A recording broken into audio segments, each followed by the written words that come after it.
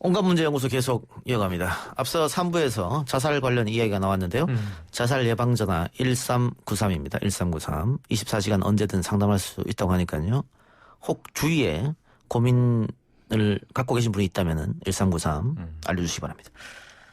다음 주제는 주말 동안 논란이 뜨거웠던 구급차 막은 택시기사 이야기입니다. 그 전에 내일부터 20일까지 라디오 청취율 조사 기간입니다. 아, 그래요? 예, 아주 중요하죠. 내일부터? 20일까지. 예.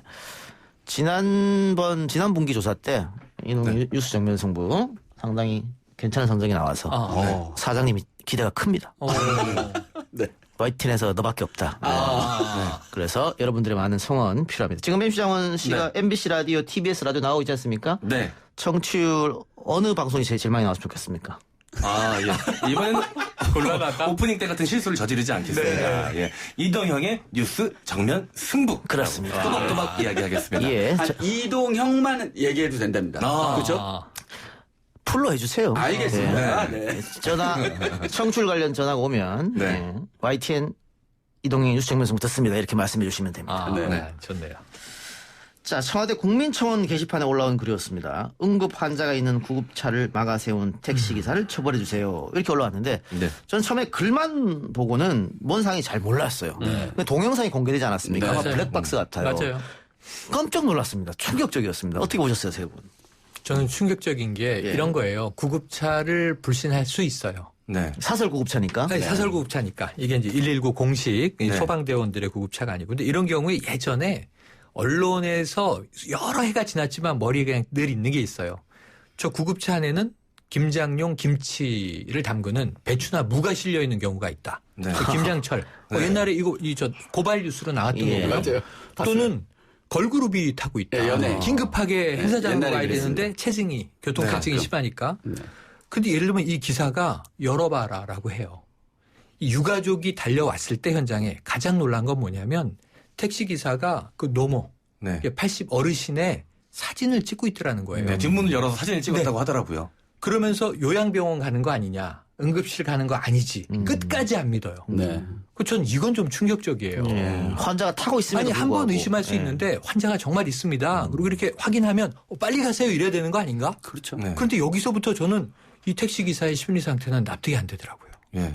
저도 운전하면서 그 응급차 지나가는 거를 이렇게 만날 때가 있지 않습니까? 늘 보죠, 그러면 늘 피해주는데 저도 피해주면서 마음속으로는 최영일 평론가가 말씀하셨던 그런 이야기들을 많이 들었기 때문에 저 안에 응급 환자가 없지 않을까. 진짜 개인적으로 용무가 급해서 저러는 건 아닐까라는 의심이 들 때도 있긴 하는데 그때마다 제가 하는 생각은 내가 100번을 피해주더라도 그중에 한 번이라도 진짜 응급 환자가 타고 있었더라면 그것만으로 의미가 있지 않을까라는 생각을 하면서 기분 좋게 피해주거든요. 미국과 같은 경우는 자기 미담 얘기하려고 나오는 거죠. 네, 맞습니다. 예.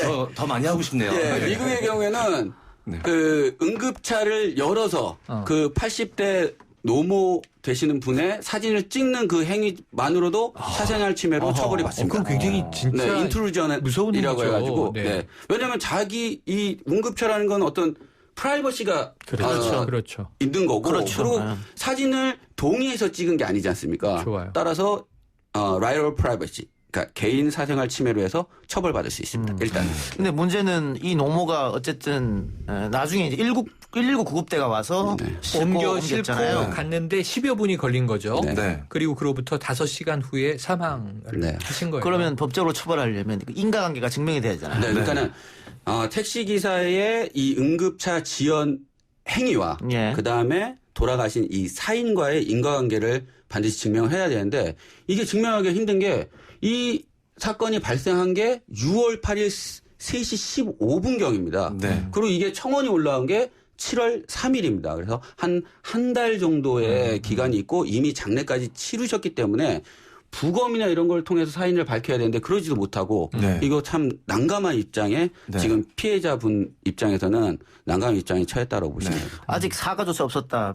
전혀 사과도 없다고. 그리고 돌아가신 할머님께서 네. 폐암 4기 환자셨다고 네, 하더라고요. 네. 그 택시기사 입장에서는 어차피 목숨이 위태로운 분이었다. 내가 막지 않아도 원래 생명이 좀 위태위태 하셨던 분이다라고 주장을 한다면 그 또 인과관계를 증명하기 어렵지 아니, 않겠습니까? 면피하기 위해서 맞습니다. 그럴 네. 수 있을지 모르지만 저는 한 달 후에 국민청원이 올라온 것도 이해는 돼요. 뭐냐면 이 유족분의 말씀이 이게 육성 녹취로 언론에 계속 나오고 있는데 그 마지막 장면을 잊을 수가 없다는 거예요. 사람은 누구나 죽어요. 네. 그런데 언제 어디서 어떻게 죽느냐가 중요한 거예요. 네. 맞습니다. 특히 사망한 사람은 이 세상에 없으니까 전 모르겠어요. 근데 남아있는 가족들은 그 부모든 형제든 자식이든 그 마지막 장면이 뇌리에 계속 있는데 네. 이 유가족은 그 마지막 장면을 잊지 못하는 거고 만약에 저런 일이 발생하지 않고 우리 부모님이 병원에 응급실에 가셨다면 지금 있지 살아계시지 않을까. 않을까라는 네. 생각을 그렇죠. 하게 되는데 네. 그것을 가름짓는 게 골든타임이라는 겁니다. 네. 근데 이 10여 분이 골든타임에 개입했는지 안 했는지 의학적으로 우리는 알 수 없지만 네. 유가족의 마음에 이건 평생 남아있을 예, 거예요. 그렇겠죠. 이건 큰 트라우마예요. 그래서 저는 한번 이것을 좀 판단해 주십시오라고 국가에 구해볼 만하다 이런 생각이 듭니다. 예. 근데 어쨌든 인과관계가 있느냐 이게 또 중요할 텐데 일단은 업무방해죄로 경찰이 혐의를 적용했다. 네네.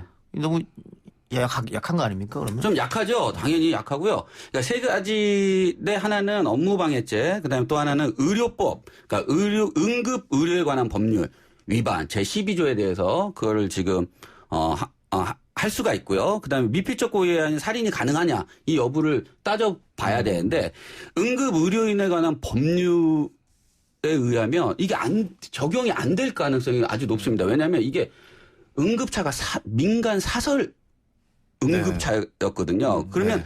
그 운전하시는 분이 네. 응급 의료 종사자이거나 네. 의료 기사여야 되는데 그렇지 네. 않을 가능성이 높다. 따라서 응급 의료에 관한 법률 제12조가 적용되지 않을 수도 있다. 하나. 그다음에 이게 살인죄에 해당하느냐 또 미필적 고의에 의한 살인에 해당하느냐인데 우리가 미필적 고의가 가장 처음 나왔던 큰 사건이 이 삼풍백과전 사건입니다. 예. 그래서 그러니까 미필적 고의라는 거는 내가 살인에 대한 고의는 없었지만 내가 행위를 안 함으로 인해서 죽음에 이를 수 있다라는 인식은 가질 수 있었다. 예. 그래서 그 피해자가 사망에 이르렀다라는 어떤 그 인과관계가 예. 규명이 돼야 되는데 여기에서는 미필적 고의로 받아들이기가 쉽지 않은 게 첫 번째는 너 이거 내가 다 책임질게. 예. 하지만 이거 중환자 아니지 않느냐. 그러면서 내가 119 불러줄게. 그래서 119를 또 불러줬어요. 네. 그렇기 때문에 이게 고의가 인정되기가 쉽지 않은 케이스다라고 보시면 될 것 같습니다. 그럼 지금 방금 말씀하신 것 중에 제가 이해가 안 되는 게 네네네.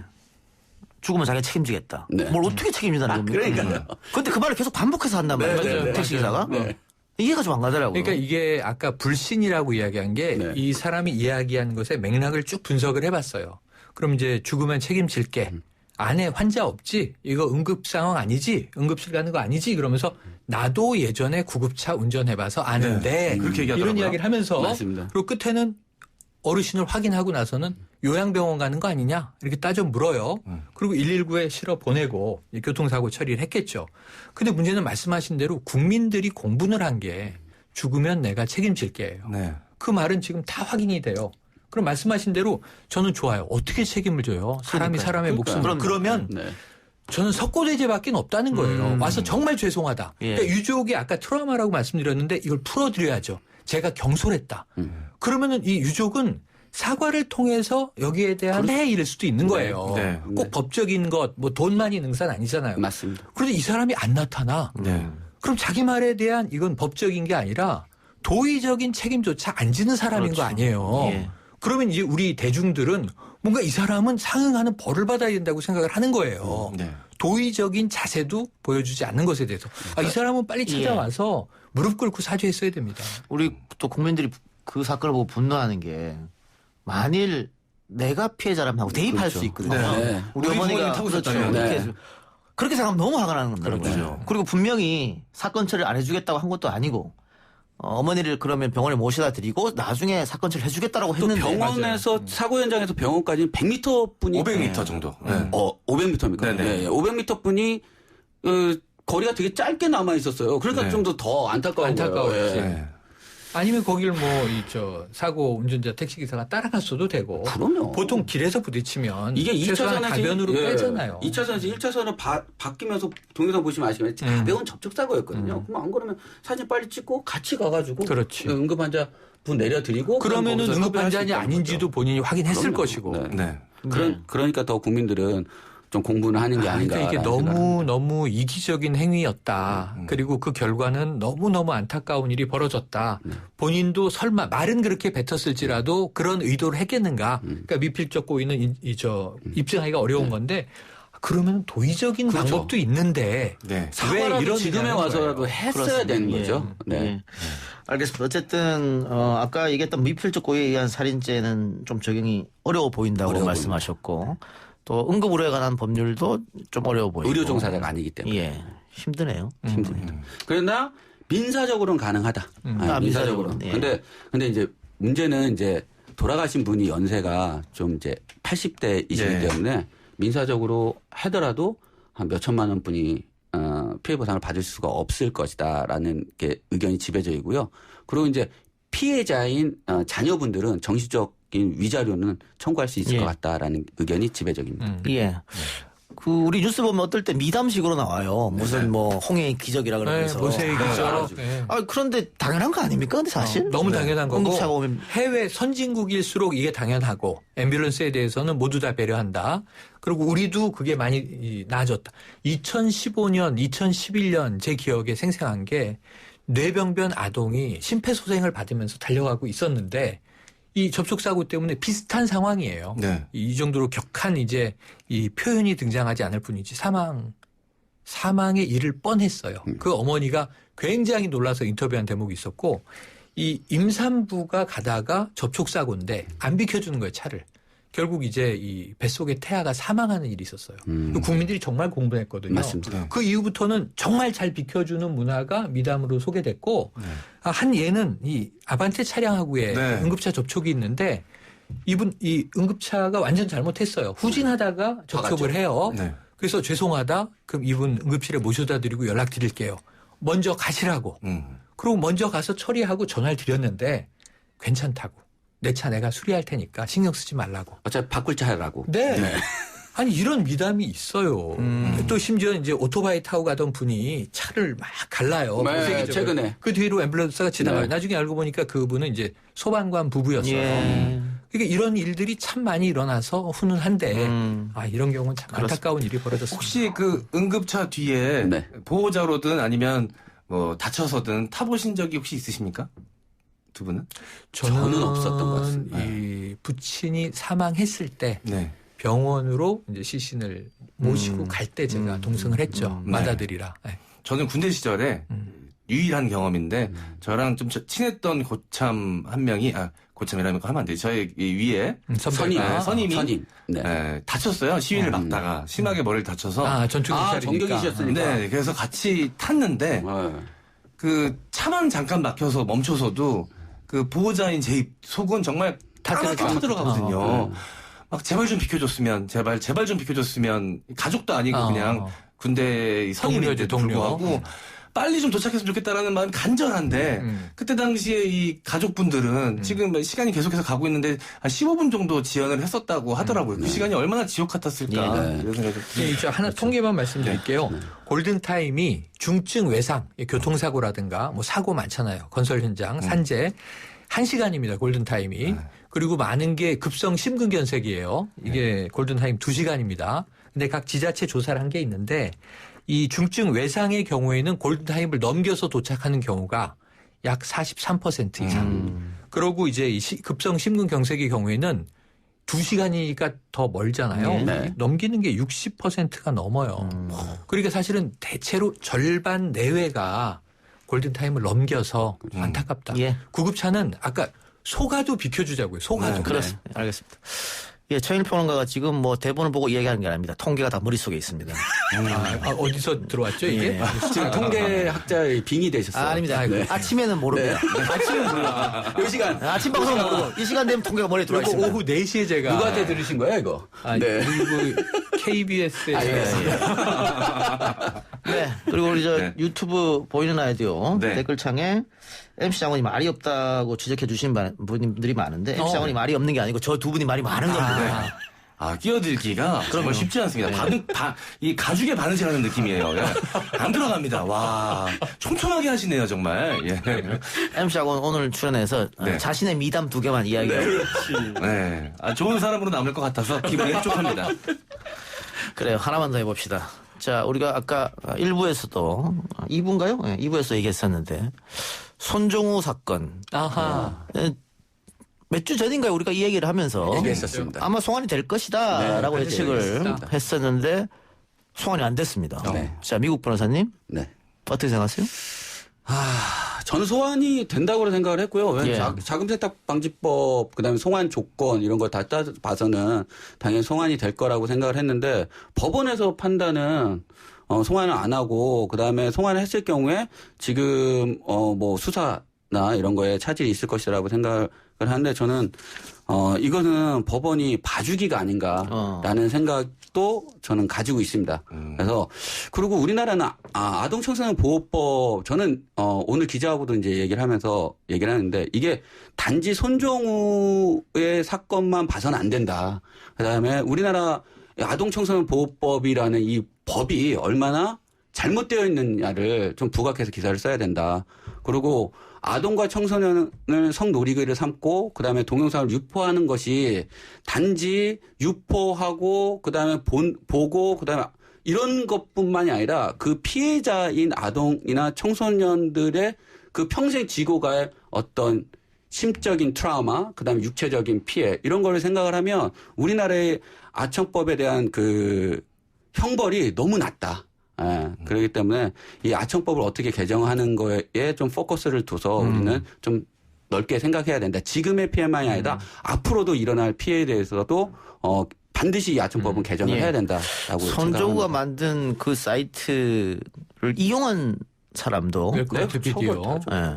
미국에서 5년 받았거든요. 이용만 한 이유로. 아니죠. 근데 여기는 만들었단 말이에요. 네. 그럼에도 1년 6개월. 그러니까요. 이게 아니 그래서 이게 25년 이상의 징역형입니다. 25년 이상의 중형이라고 저번에 얘기했죠. 왜 이렇게 됐는지를 제가 분석을 해보니 첫 번째는 이거예요. 좀 아버지의 간곡한 호소가 일부 적용됐을 수 있다. 네. 예를 들면 이런 거거든요. 중형을 받아도 좋다. 우리 아들 진짜 잘못한 거 맞다. 근데 미국이 아니라 우리나라에서 벌 받게 해달라.